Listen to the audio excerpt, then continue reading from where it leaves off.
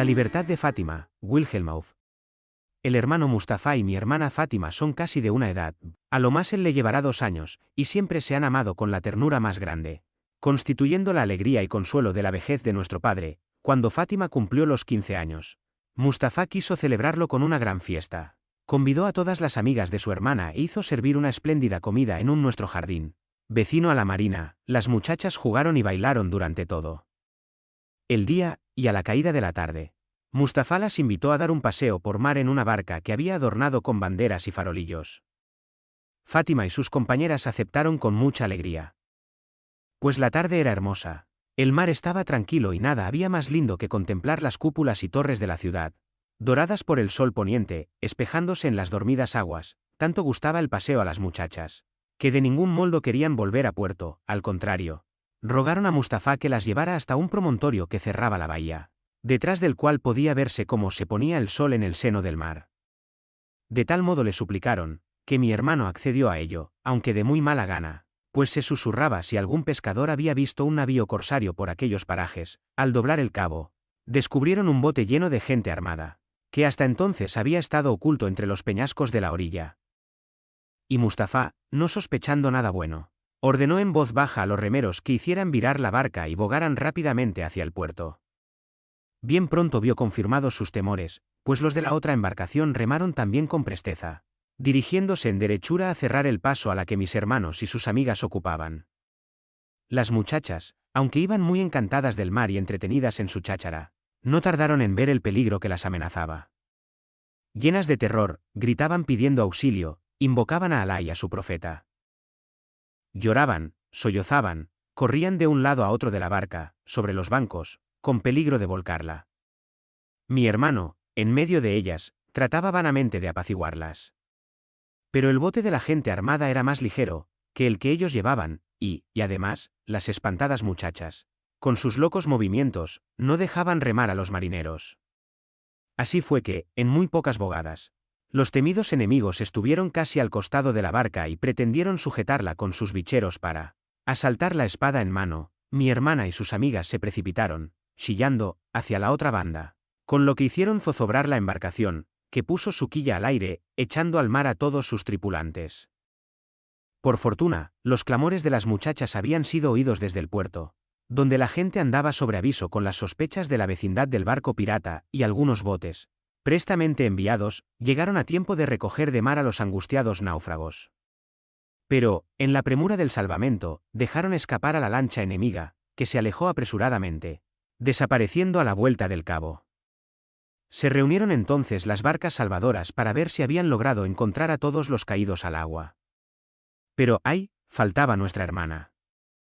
Apareció, en cambio, entre los náufragos, un hombre a quien nadie había visto jamás por aquella comarca. A las preguntas que le fueron hechas, en medio de airadas amenazas, respondió que pertenecía a un buque pirata, fondeado desde varios días atrás en una escondida abra a 2 millas del puerto. Le habían ordenado que se tirara al mar para recoger en el bote de los corsarios a las desventuradas muchachas, pero como tan pronto llegó el socorro, solo a una de ellas había logrado pescar y llevar a la lancha, quedándose él, por la precipitada fuga de sus compañeros, abandonado en medio de los náufragos. Como pintar la aflicción de Mustafa, que se sentía causante, con su maldita invención del paseo por mar, de la pérdida de su amada hermana. Como decir las angustias mortales por qué pasó al tener que anunciar a nuestro anciano padre aquella inmensa desgracia. Este fue arrebatado de violenta cólera. Aléjate de mi presencia, clamó fuera de sí. Tu locura me priva del amparo de mi vejez y el encanto de mis ojos. No te presientes jamás ante mi vista. Vete y lleva contigo la eterna maldición de tu padre, que solo levantaré si logras devolverme a mi hija idolatrada, mi hermano. Aunque reconocía haber pecado de imprudente, y bien se dolía de ello, no esperaba verse tratado de tan áspera manera. Antes de ver a nuestro padre había ya decidido buscar a Fátima hasta perder la vida en la empresa, pero le apenaba tener que acometerla bajo el peso de la maldición paterna. Sin embargo, no se acobardó. Fue a la prisión, interrogó al pirata y supo que su barco solía vender las gentes que apresaba en el mercado de esclavos de Adalia. Supo, además, que faltaban muy pocos días para la gran feria anual. Por medio de un amigo puso en conocimiento de nuestro padre que iba a intentar la libertad de la hermana, y el anciano, aunque no quiso volver a verlo, le envió una bolsa llena de oro y el mejor caballo de sus cuadras, ya que por entonces no había nave próxima a partir para Adalia y solo por tierra podía ser hecho el viaje. Sin perder momento, Mustafá montó en su caballo y tomó el camino de Adalia. Toda prisa era poca, si no quería llegar mucho después que los piratas. Como su cabalgadura era muy veloz y no llevaba consigo impedimenta alguna, en menos de 6 jornadas podía alcanzar el término de su viaje. Todo fue bien durante los primeros días. El caballo galopaba y galopaba, sin parecer fatigado ni necesitar apenas descanso. Pero al anochecer del cuarto día, atravesando una temerosa garganta entre montañas, varios hombres armados surgieron de repente entre unas rocas, y, sin decir palabra, se precipitaron sobre mi pobre hermano, lo registraron, le quitaron la bolsa del dinero, y después de haberlo amarrado fuertemente sobre el caballo, tomando a este del diestro, lo llevaron montaña arriba por pendientes casi inescalables. Mustafá iba entregado a la desesperación más sombría. Aquella desgracia, que le quitaba los medios de alcanzar jamás la libertad de su amada Fátima, era efecto de la maldición de su padre. Caminaron así, a la luz de la luna, durante varias horas, saltando de breña en breña, por salvajes vericuetos, hasta que descubrieron una gran hoguera en el fondo de cerrado valle. Hacia ella dirigieron sus pasos. Ardía en medio de las tiendas de un campamento, que se alzaba en una pradera, orillas de bullicioso arroyo. Paciendo o durmiendo sobre la hierba, había camellos y caballos. En torno a la hoguera se calentaban 15 o 20 robustos hombretones con las armas al lado. Uno de ellos tañía la cítara, mientras otros 2 cantaban, llenando el estrecho valle con las lánguidas cadencias de una lenta canción, que aumentó la tristeza de mi hermano. Detuvieron el caballo ante la entrada de la tienda que parecía principal, y, luego de desatar al jinete, le ordenaron que se apeara. Con los brazos amarrados a la espalda le hicieron entrar en la tienda. Mi hermano quedó admirado del regio esplendor con que estaba adornada, riquísimos tapices, cojines bordados, pieles, pebeteros, lámparas de bronce. Sobre un diván estaba un diminuto viejecillo fumando su pipa. Tenía no sé qué débil y repulsivo en su semblante, que hizo que mi hermano se estremeciera al verlo, como si hubiera pisado un reptil. Aunque el hombrecillo trataba de darse aires de gran importancia, bien pronto comprendió Mustafá que no era aquel el señor de tan suntuoso alojamiento. Así que aquel hubo desaparecido, los que habían preso a Mustafá, cogiéndolo por los hombros, lo obligaron a que se postrara a los pies del fuerte, que ya se había arrellanado, en el diván. «Señor», dijeron, «aquí tienes al que nos has mandado prender». El fuerte contempló un momento a mi arrodillado hermano, y por fin le dijo, con voz grave y solemne: «Bajad Ermenec, tu propia conciencia te dirá por qué te encuentras a las plantas de Orbasán». Pero Mustafá juntó las manos, suplicante, y balbució casi llorando: «Señor, por la tumba del profeta. Te juro que estás equivocado. Yo soy un pobre infeliz y no el bajá a quien has mandado prender». Todos se quedaron asombrados de oír tales palabras. Orbasán exclamó, lleno de desprecio: «¿No te avergüenzas de acudir a tan viles fingimientos para salvar tu vida, bajá de Ermenec?». Y añadió con una gran carcajada: «Ya verás de lo que te sirven. Aquí tenemos a quien te conoce como tu propia madre. Traed a Suleika». Suleika era una viejecilla, esclava de la familia del bajá desde que éste era niño. Llegó toda trémula y llorosa, y así que vio a mi hermano fue a echarse a sus pies, diciendo entre sollozos: «¡Ay, mi señor! Mi querido señor. ¿Quién me diría que te había de ver alguna vez en manos de estos desalmados?». Mustafá no comprendía lo que le pasaba. Creía estar soñando. Orbasán ordenó: «Déjate de lloriqueos. ¿Es este tu amo?». La mujer exclamó, redoblando su llanto: «¿Y quién ha de ser si no, desventurada de mí? Diera toda mi vida porque no lo fuera». Entonces, el bandido se volvió hacia mi hermano y le escupió estas palabras: «Ya ves tú, miserable, como tu vil superchería queda convertida en nada». Reflexionó un instante y luego dijo: «Eres harto miserable para que manche la hoja de mi hermoso puñal con tu sangre. Disfruta una noche más de tu despreciable vida. Mañana, en cuanto salga el sol, te ataré por los pies a la cola de mi caballo y te llevaré a rastras hasta la capital de tu bajalato. Por las barbas de Alá, te lo juro». Mi hermano, abrumado de dolor, Bajó la cabeza y no respondió palabra. ¡Ay de mí! Pensaba, la maldición de mi severo padre es la que me impone tan bochornosa muerte y la que estorba la salvación de mi dulce hermana. Lo cogían ya por los hombros para llevarlo fuera de la tienda, cuando se presentaron otros 2 bandidos conduciendo a un nuevo prisionero. Aquí te traemos al bajá de Ermenec, según lo has ordenado, dijeron alegremente al entrar. Mi hermano alzó la vista al oír aquellas palabras y no pudo reprimir un grito de asombro. El nuevo prisionero era su propio retrato. Orbasán y los bandidos también los miraban maravillados. «Pero sí son idénticos», exclamaban. «Como 2 gotas de agua. Como las uñas de las manos». Por fin, Orbasán, imponiendo silencio a los otros, preguntó con su imperiosa voz, mirando alternativamente a Mustafá y al recién llegado. «¿Quién de vosotros es el verdadero bajá?» El nuevo prisionero respondió con altivez. «Si preguntas por el de Ermenec, ¿qué duda cabe que soy yo? Tú bien lo sabes». Orbasán lo asaetó durante largo tiempo con sus terribles miradas. Le temblaba de ira la barba. «Lleváoslo», dijo por último, «más tarde ajustaré sus cuentas». Se dirigió sonriente hacia mi hermano, lo libró con sus propias manos de las ligaduras que le ataban los brazos, y con gran cortesía le dijo: «Bienvenido seas a mi tienda, desconocido huésped. Mucho lamento que hayas sido confundido con aquel monstruo, pero ya que los cielos venían prescrito que vinieras a mis manos al tiempo del justo castigo de aquel tirano, he de hacer cuanto en mi quepa para que no cuentes entre tus horas desgraciadas aquella en que te han aprisionado». Lo hizo sentar a su lado, en el diván, y le preguntó qué podía hacer, por de pronto, en su obsequio. «Jamás me harías mayor merced», le respondió Mustafá, «que la de permitirme que siguiera mi camino en este mismo instante». El bandolero, maravillado, inquirió qué negocio tan importante traía entre manos que no podía aplazarse ni para dormir una noche. Mi hermano le informó detalladamente del doloroso caso que lo había sacado de su casa, y Orbasán, con muy buenas razones, lo convenció de que descansara en su compañía aquella noche y a la mañana siguiente, con renovadas fuerzas, podría continuar su ruta. Tanto más que por unos atajos montañeses, sabidos del bandido, se acortaba en más de un día la duración del viaje. Después, mandó Orbasán que les sirvieran una suculenta cena, en la que no hubo primor que faltara. Terminada esta, hizo aderezar para Mustafá un mullido lecho de pieles y cojines, al lado del suyo propio. Mi hermano, que ya no se tenía en pie de tantas fatigas y emociones, cayó en él como un leño, durmiendo de un tirón toda la noche y buena parte de la mañana. Al despertar se encontró completamente solo en la tienda, pero le pareció que al lado de ella era sostenido un vivo diálogo. Una de las voces era la del jefe de los bandidos, la otra, la del repulsivo hombrecillo que tanta antipatía le había inspirado la noche anterior.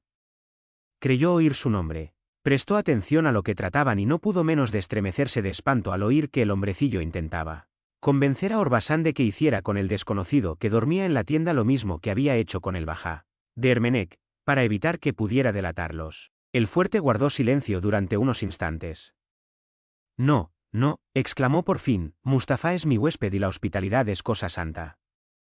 Además, conozco su vida, sé qué noble motivo mueve sus pasos, y me consta que es incapaz de traicionarnos». Descorrió el cortinaje de la entrada y gritó alegremente: «Buenos días, amigo Mustafá, si ya has descansado bastante, tomemos un bocado y partamos sin perder un instante. Yo mismo quiero ser tu guía por la montaña hasta dejarte a la vista de Adalia». Pusieron los frenos a los caballos, saltaron sobre las sillas y comenzaron a subir por las agrias sendas de los montes. No hay que decir que Mustafá iba poseído de la más risueña esperanza, al verlo felizmente que terminaba una aventura en la que su vida había peligrado. Pronto perdieron de vista las tiendas de los bandidos y el escondido valle en que se asentaban y siguieron su camino por lo más fragoso de la montaña. El fuerte refirió entonces a mi hermano que aquel bajá de Ermenec, que acababa de pagar sus culpas, era el causante de que él tuviera que vivir oculto en los montes, arrastrando existencia tan miserable. Orbasán había sido uno de los grandes señores de Ermenec, dueño de muchos bienes, afortunado esposo de una mujer muy bella y virtuosa y padre de varios hijos. Pero el bajá, envidioso de las distinciones que le dispensaba el sultán, temiendo que llegara a conferirle el bajalato en perjuicio suyo, fingió descubrir una conspiración contra la vida del soberano, en la cual supo presentar a Orbasán como principal culpable. También tramado estaba el vil embuste, que el sultán, plenamente engañado, Montó en tremenda cólera y ordenó que fuera cortada la cabeza de Orbasan y todos sus bienes confiscados. Lo supo este a tiempo y pudo salvar su vida huyendo a la montaña, pero no estorbar que él bajase se apoderara de su cuantiosa fortuna, y lo que es peor y jamás hubiera podido pensar nadie, que redujera a esclavitud y diera después muerte a la esposa e hijos de Orbasan, el cual, desde entonces, solo había vivido para castigar crímenes tan grandes. Figúrate si tienes que ser grato huésped para mí, acabó diciendo, si has llegado a la tan anhelada hora de la justicia. Entretanto, habían alcanzado la cima de una montaña, desde donde se descubría dilatado panorama, al término del cual, fundiéndose con el cielo, aparecía la azul extensión del mar. Orbasan enseñó a Mustafá una blanca ciudad tendida a orillas del agua, en el fondo de ancho golfo. Allí tienes a Adalia, le dijo. En menos de 6 horas podrás alcanzarla. Después, acercando cuanto pudo su caballo al de mi hermano, lo estrechó tiernamente entre sus brazos, deseándole la mejor suerte en su laudable empresa.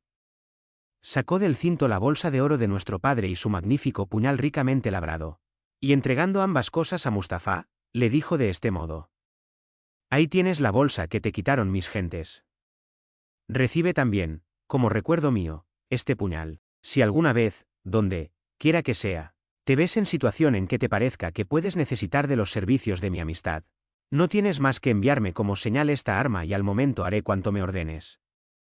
Adiós y buena suerte. Dio vuelta a su caballo y se alejó a todo galope, como un huracán, antes de que mi hermano tuviera tiempo de formular ninguna expresión de agradecimiento. Lleno de emoción, abrió la bolsa y se encontró con que contenía 3 veces más oro del que le había sido dado por nuestro padre. Echó pie a tierra y se postró en el suelo, dando gracias a Alá, que tan manifiestamente lo había protegido, y suplicándole que no se olvidara de premiar al bandido por aquella acción generosa. Llevado de alegres esperanzas, comenzó a bajar hacia Adalia. Iba cayendo la tarde cuando Mustafá entró por las puertas de la ciudad. Dejó su caballo en un parador, y con corazón palpitante fue en busca del mercado de esclavos. Pero por más que recorrió todos los puestos, de donde comenzaban ya a retirar los cautivos por la proximidad de la noche, no pudo descubrir a Fátima por ninguna parte. Fue entonces hacia el puerto, para ver si encontraba quien le diera razón del barco corsario, y, al cabo de mucho indagar, dio en una taberna con un marinero que había visto el navío y el desembarco de una hermosa esclava, cuyas señas coincidían con las de nuestra hermana. Pero nada más sabía de ella sino que en el mismo muelle había sido adquirida, en una fuerte suma, por uno de los principales tratantes de esclavos. Mi hermano recompensó con una moneda de oro aquella noticia tan animadora y se fue en busca del tratante que debía tener en su poder a Fátima. Lo encontró en el mercado, sentado en una estera, tomando el fresco a la puerta de su tienda. «Ah, también tú vienes preguntando por la esclavita de los piratas», dijo riéndose al oír las palabras de Mustafá. «¿Tú sabes lo que dices? ¿Dónde ibas a tener dinero para pagarla?» 2 días enteros estuvieron disputándosela los señores más ricos de la comarca. Pero yo, cuantos más la querían mayor precio solicitaba. Hasta que esta mañana se presentó aquí el propio Tulicos, atraído por la fama de la asombrosa belleza de mi esclava, y me dio por ella tan fabuloso precio como jamás fue pagado en este mercado. Con que ya lo sabes, si la quieres, ve a pedírsela al viejo Tulicos. Aunque, de mí para ti, por si quieres ahorrarte ese trabajo, te diré que no sé de qué se entusiasmaban tanto esos señores. Hay miles de muchachas más lindas que ella. Entra en mi puesto, y verás 2 esclavas circasianas 100 veces más hermosas que la de los piratas. Mi hermano, visitando, para disimular, la humana mercancía del tratante, fue informándose, como por curiosidad, de las circunstancias de la vida del dueño de Fátima. Supo que era un riquísimo anciano, alto funcionario de la corte del difunto sultán, que se había retirado a vivir en un palacio campestre a pocas leguas de Adalia, luego de muerto su amo. Mustafá, muy preocupado con lo que acababa de saber acerca del comprador de su hermana, se retiró a meditar a la posada donde había dejado el caballo. La situación era infinitamente más ardua de lo que él se había imaginado. Contaba con rescatar a Fátima, mediante dinero, de manos de los piratas, no con que la hubiera comprado un riquísimo señor, para arrancarla a cuyo poder de nada servía el oro de su bolsa. Caviló y caviló durante horas enteras en las tinieblas de la noche y ya habían cantado los gallos anunciando la aurora, cuando exclamó, dándose una gran palmada en la frente: ¿Pero no soy yo el vivo retrato del Bajá de Ermenec? ¿Para qué había de haber consentido el profeta en que fuera prisionero de los bandidos sino para que supiera esto? En un momento tuvo concertado su plan. No bien fue día, salió por la ciudad, se compró ropa de lujo, como la que le había visto al Bajá. Adquirió 2 esclavos, 2 caballos, ricos jaeces. A media tarde, seguido de sus servidores, se encaminó hacia el castillo de Tulicos. Iba a presentarse a él como Bajá de Ermenec, vivir algunos días en su casa, buscando ocasión en que pedirle o robarle a su querida hermana. 2 horas después, descubrió el palacio del visir, alzándose en medio de la llanura, no lejos del río. Edificios y jardines estaban cercados de altísimos muros, por encima de los cuales apenas lograban asomar las copas de los árboles. Mustafá se quedó en una pradera, a orillas del río, y mandó a uno de sus esclavos al castillo para que pidiera alojamiento, por aquella noche, en nombre del Bajá de Ermenec.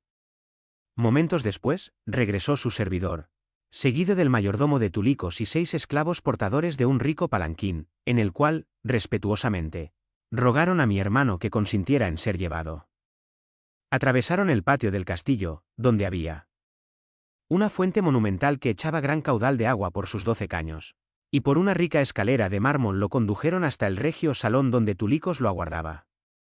Aquel personaje recibió a mi hermano con las mayores muestras de amistad, lo hizo sentar en el principal asiento de la sala, y mientras nos sirvieron la magnífica cena, en la cual había ordenado a sus cocineros que agotaran toda su ciencia culinaria, lo entretuvo con la charla más amena que cabe imaginarse.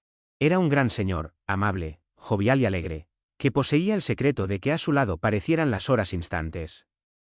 Durante la cena, mi hermano llevó la conversación hacia el tema de la feria de esclavos y entonces Tulicos le refirió que acababa de hacer la adquisición de una verdadera joya, una esclava dotada de tan rara hermosura como nunca otra igual había contemplado. Lo único sensible, añadió, es que está poseída de la mayor tristeza. No hace más que llorar en todo el día, y con nada logro distraerla ni consolarla. Poco después, mi hermano era guiado a la suntuosa estancia donde debía pasar la noche. El señor de la casa le había rogado amablemente que no le privara de su compañía tan pronto como al entrar había anunciado que residiera en el castillo por lo menos una semana. No hay que decir si estaría contento Mustafá de lo bien que se iba presentando la que había parecido irrealizable empresa, ni si habrá orado con fervor, lleno de gratitud por el patente auxilio que el cielo le prestaba. Se durmió pensando en su dulce Fátima, de quien, sin que ella pudiera sospecharlo, tan cerca se encontraba. ¿Qué medio habría para hacerle conocer su vecindad? Haría una hora que estaba descansando, cuando se despertó deslumbrado por el resplandor de una linterna. Se sentó con presteza en el lecho y creyó seguir soñando al ver delante de sí al vil hombrecillo de la tienda de Orbasán, que le saludaba con profundas reverencias y su sonrisa falsa. ¿Qué se te ofrece?, gritó Mustafá echándose de la cama así que se hubo repuesto un poco de su asombro. Volved a acostaros, señor Bajá. No os molestéis por mí, decía el hombrecillo deshaciéndose en cortesías, y ante todo recibid mi respetuosa enhorabuena. Creía haberos ahorcado, y hasta me parecía haber dejado vuestro cadáver pendiente de un pino del bosque, para columpio de los cuervos. Mustafá le interrumpió secamente. Pocas palabras. ¿Por qué estás aquí? ¿Qué se te ofrece? Ah, dijo el otro. ¿Te permites tratarme con desprecio? Ahora veremos. Estoy aquí porque me cansé de aguantar fas soberbias de Orbasán y me escapé de su campamento mientras él te guiaba por los senderos de la montaña. Se me ofrece decirte que conozco tu superchería y sé a lo que has venido, porque estuve escuchando lo que en la tienda hablabas con Orbasán. Por tanto, si no me das por mujer a tu hermana, linda criatura, a fe mía, en cuanto amanezca iré al cuarto de Tulicos y le contaré la historia de su huésped el Bajá. Mustafá estaba como loco de rabia y de dolor. Cuando ya daba por segura la libertad de su hermana, venía aquel miserable a estorbarla. No quedaba más que un camino para alcanzar su propósito, dar muerte a aquel vil gusano. Fuera de sí, se lanzó de la cama blandiendo su puñal, pero el hombrecillo, que ya debía contar con el golpe, dejó caer al suelo la linterna, con lo que quedó en tinieblas la estancia, y huyó por las galerías del castillo, gritando hasta desgargantarse. ¡Socorro! ¡Socorro! ¡Que me matan! No había que perder un segundo. Iba la vida en ello. Las gentes del palacio comenzaban a alborotarse al oír los gritos del infame hombrecillo y presto vendrían en busca de Mustafá. Se vistió a escape, puso en el cinto su puñal y su oro, y saltó al patio por una ventana. Cuando ya los servidores de Tulicos llegaban a las puertas de su cuarto. Por fortuna, mi hermano no se hizo daño alguno en la caída y a todo correr se lanzó hacia la puerta del castillo, decidido a abrirse paso con su puñal. Pero los que la guardaban habían abandonado su puesto para ir al interior del castillo y ver de qué procedía tamaño alboroto, y Mustafá no tuvo más que descorrer los cerrojos y se encontró en la libertad de los campos. Corrió cuanto pudo, hasta que, agotadas sus fuerzas, fue a caer al pie de los árboles de un bosquecillo. Estaba salvado. Pero en el castillo quedaba Fátima, su amada Fátima, cuya liberación, ya tan próxima, sabe Dios si no se había hecho imposible para siempre. 4. Al principio, se dejó llevar Mustafá de una terrible desesperación, y lloró y gimió largo tiempo, dando por perdida a su hermana. Pero pronto se dijo que nada se remedia con lágrimas y que tenía que luchar por la libertad de Fátima mientras le quedara una gota de sangre. Lo más urgente era desaparecer del país, no fueran a dar con él las gentes del castillo y lo prendieran o mataran. Salió del bosque y se marchó a buen paso a través de los campos en dirección a Adalia. Al amanecer entró en una aldehuela, cuyos habitantes salían con sus aperos a labrar los sembrados. Descansó un momento en un mesón, y, por parecerle que acaso podría serle útil para sus ulteriores tentativas, compró casi de balde un borriquillo negro que pacía en unos campos. Caballero en su asno, si se puede decir caballero a quien en tan humilde cabalgadura cabalga, entró hacia mediodía por las calles de Adalia y fue a posar en un escondido parador. Al compás de la marcha de su borriquillo, había ido pensando lo que tenía que hacer, hasta en sus menores detalles. Comenzó por buscar un anciano vendedor de hierbas y drogas, de quien, a precio muy caro, consiguió un brebaje que producía un sueño en un todo igual a la muerte, salvo en que se disipaba pasadas unas horas, sin dejar mal alguno en quien lo había experimentado. Después se compró una gran túnica negra, un bastón de camino y unas antiparras. Llenó una gran caja con frascos, paquetes de hierbas y botecillos con polvos y pomadas, puso en otra una calavera, un lagarto disecado, un astrolabio, libros en extrañas lenguas, redomas, retortas, matraces y otros utensilios raros, y luego de haberse teñido de blanco los cabellos y puesto unas grandes barbas con lo que no lo hubiera conocido ni su propia madre, cargó las misteriosas cajas en su borriquillo y apoyándose en su callada y con paso fatigado, recorrió a pie el camino del castillo donde estaba prisionera Fátima. Pero antes de llegar a él, quiso ensayar su ciencia médica en la aldea más inmediata. Instaló su sabia pacotilla en el patio de la posada y anunció que estaba dispuesto a curar todos los males.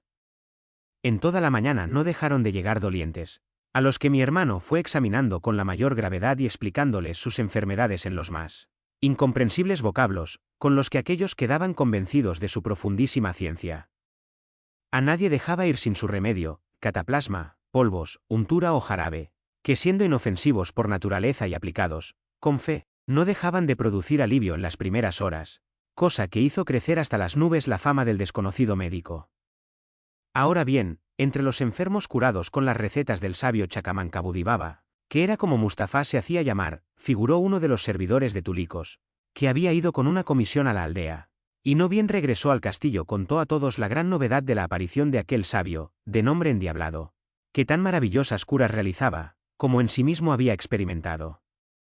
Hasta el propio Tulicos llegó la noticia, el cual, no bien la hubo oído, deseando consultar con él su salud y la de sus mujeres, mandó a su mayordomo a la aldea con orden de llevar el médico al castillo sin dilación alguna. Cuando Mustafá recibió aquel recado, que tan plenamente satisfacía sus secretas aspiraciones, dijo, sin embargo, que no le era posible perder un día en visitar el castillo porque, con mucha necesidad lo esperaban en otra parte. Solo cuando el mayordomo ofreció pagarle una suma de importancia se avino a acompañarle.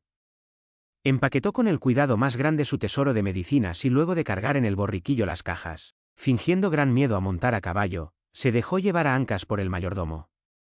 Llegado al castillo, encerró en la habitación que le designaron sus preciosas cajas y bien pronto Tulicos vio venir hacia él a un anciano encorvado, que solo gracias a su bastón lograba tenerse en pie, y hablaba el turco muy incorrectamente y con acento extraño.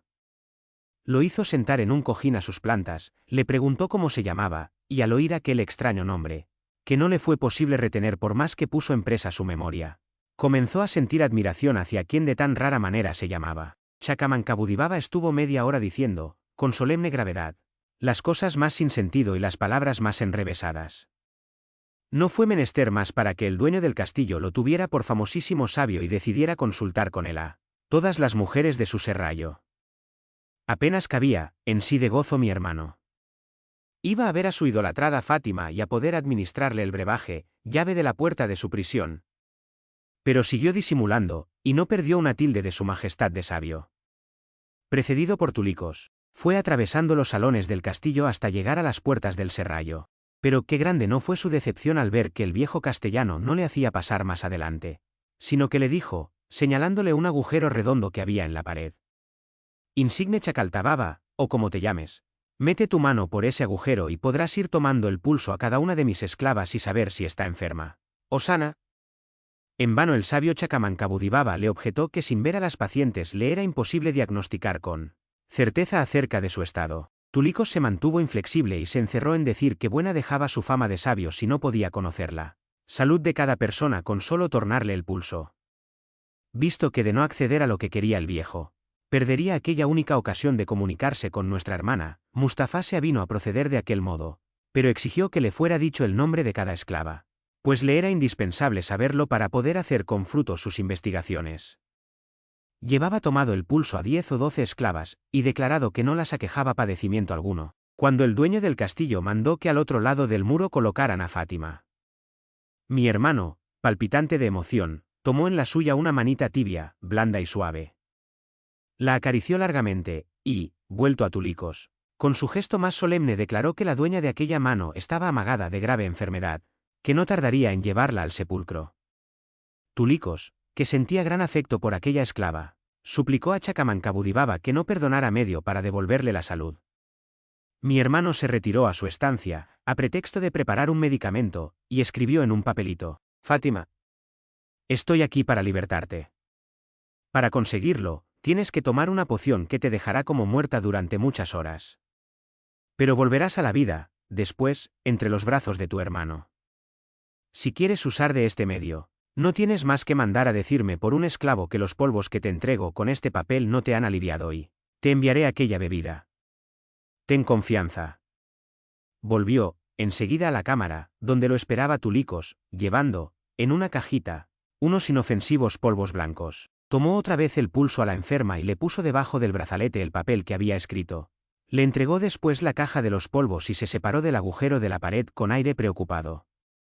Chakandababa, dijo el señor del castillo, respóndeme francamente, ¿cómo encuentras a mi querida Fátima?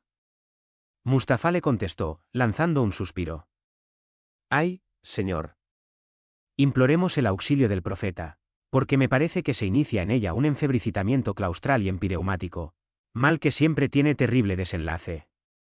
Pues óyeme bien, Chacalambaba o como demonios te llames, si no le salvas la existencia, te hago colgar de una almena de la más alta torre de mi castillo. Me tratarás como se te antoje, respondió humildemente mi hermano. No por tus amenazas, sino por cumplir con mi deber, haré cuanto quepa en lo humano por devolverle la salud. Pero si, pese a mis esfuerzos, tuvieran prescrito los cielos el término de su vida, quiero prevenirte que hagas llevar inmediatamente fuera del castillo su cadáver, pues todas tus mujeres fallecerían de idéntico mal si solo una hora aquí quedara. Estaban hablando así, cuando se presentó un esclavo negro del serrallo, el cual anunció que los polvos no habían servido de nada y que Fátima se retorcía en su lecho presa de terribles dolores. Usa de toda tu sabiduría, Chascalababa, imploró Tulicos, y te recompensaré regiamente. Mustafá volvió a su estancia y entregó al esclavo negro la redomilla del somnífero brebaje. Con este elixir, le dijo a Tulicos, se calmarán sus dolores y pasará tranquila la noche. Pero eso no basta, voy a ir ahora mismo al río en busca de unas salutíferas hierbas que crecen en sus márgenes. Con un cocimiento de ellas quedará curada. Ahórcame como me has anunciado si de este modo no la salvo. Anochecía cuando llegó a la orilla del río. Se quitó su túnica y sus barbas y lo arrojó todo al agua. Después, con 1000 cuidados, para no ser visto de nadie, se fue al rico panteón que Tulicos se había hecho construir en el cementerio de la aldea, y, abrasado de impaciencia, se escondió detrás de un sepulcro, esperando que llevaran dormida a su amada hermana. Haría una hora que Chakamankabudibaba había salido del castillo, cuando hicieron saber a Tulicos que parecía agonizar su esclava Fátima. Enseguida mandó un batallón de esclavos al río, con hachas encendidas, para que le trajeran al médico sin perder un instante. Pero los servidores, después de haber registrado a la luz de sus antorchas todos los matorrales de la orilla, volvieron diciendo que el sabio médico debía haberse ahogado, pues no habían encontrado otro rastro de él que su túnica y su cayada, detenidas en un remanso entre las raíces de los árboles, y gran maravilla, les había parecido ver en medio de la corriente sus magníficas barbas blancas flotando encima de las ondas, como una nave. Así que oyó Tulicos que nada se podía esperar del médico, lanzó furiosos gritos, maldiciéndose así a todas las cosas, se arrancó a puñados la barba, se dio de calabazadas contra las paredes, pero con ello no curó a la enferma. Poco después, Fátima exhalaba su último aliento. Tulicos ordenó que la enterraran en aquel mismo instante, aunque la noche iba ya muy avanzada.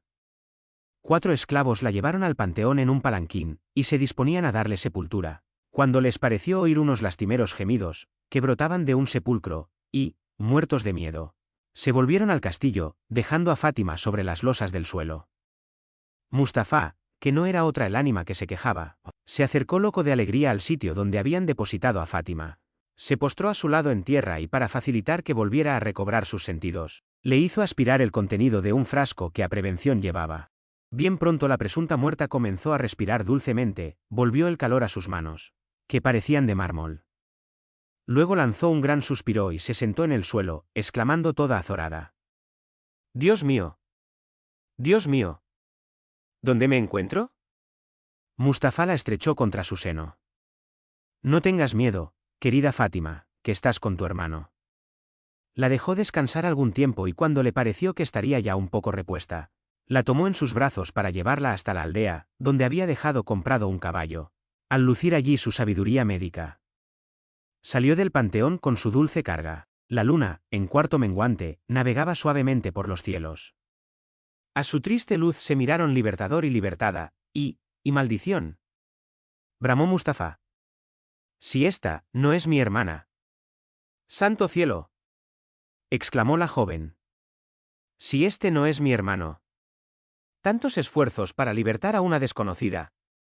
Tal fue la desesperación de Mustafá, que se dejó caer por tierra y prorrumpió en convulsivos sollozos. «Dios mío.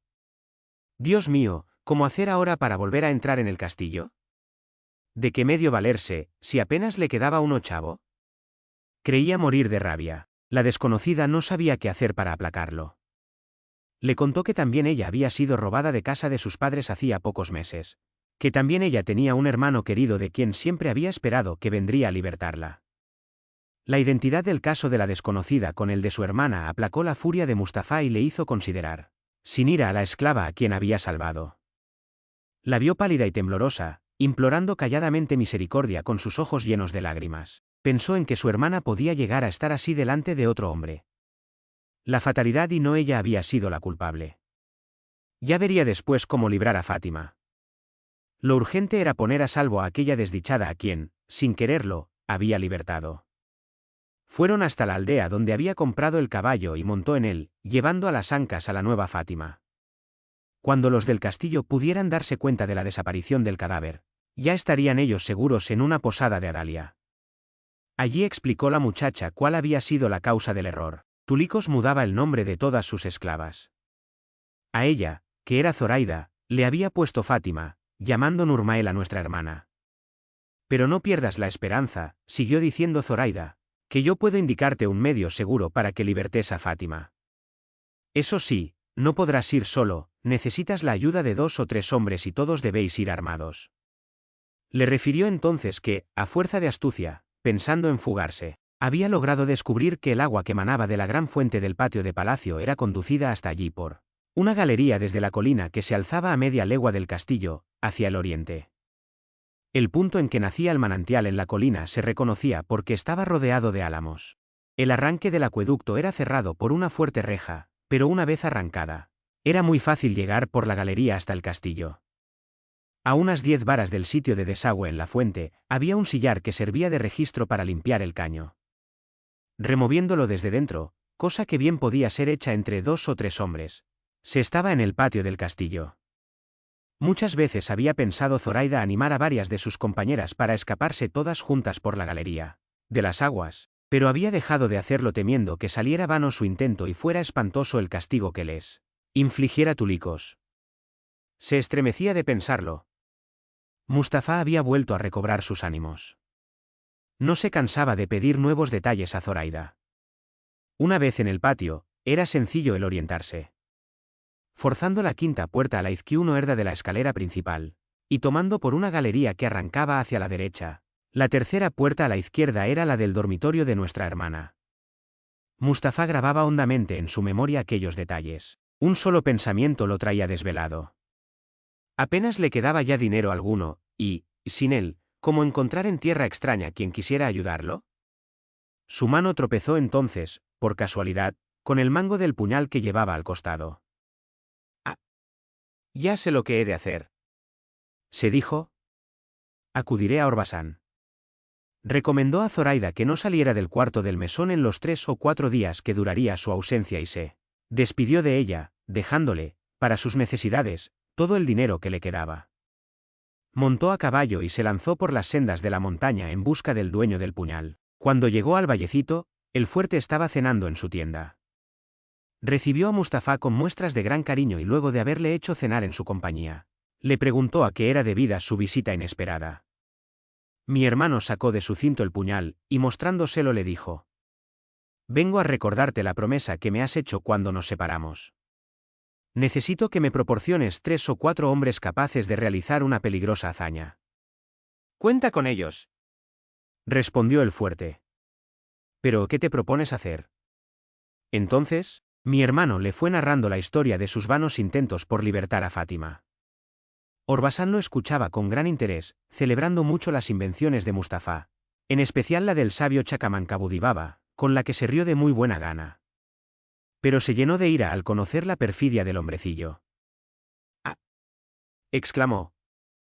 «¿Con qué ese miserable está en el castillo de Túlicos?». «Me alegro saberlo, pues tengo que arreglar con él una cuestión muy grave. Figúrate que reveló a la justicia de Ermenec donde se esconden los matadores del Bajá y preparan un ejército para venir a castigarnos. Bueno es que encontrarán sin pájaros la jaula.